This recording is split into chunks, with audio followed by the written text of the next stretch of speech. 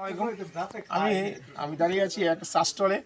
নতুন একটা উদ্যোগ নিয়ে একটা চা স্টল দিছে আমাদের কামরুল সাহেব।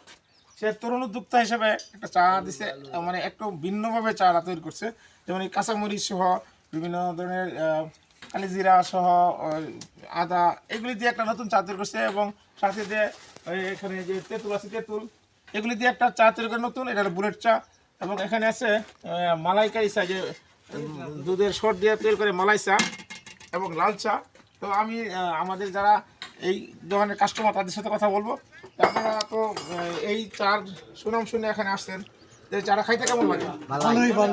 ভালো লাগে। তো সবচেয়ে ভালো কোন চাটা আমাদের যা বিক্রি হয়?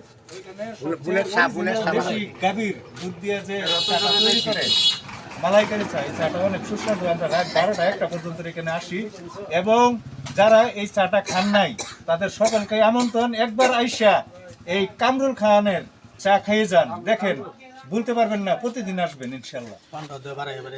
এবং এখানে একটা জিনিস কি, যারা পানখুর আছে তাদেরও এক সুবিধা আছে।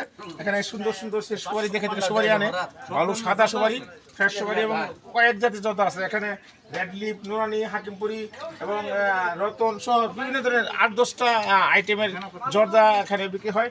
আমি দেখাচ্ছি যে এই কামরুল্লা কিন্তু পানও বেশি দেয়, সাধারণ সাথে অন্য দোকানের সাথে একটা পান বেশি দেয়, সবারইও একটু ভালো দেয়।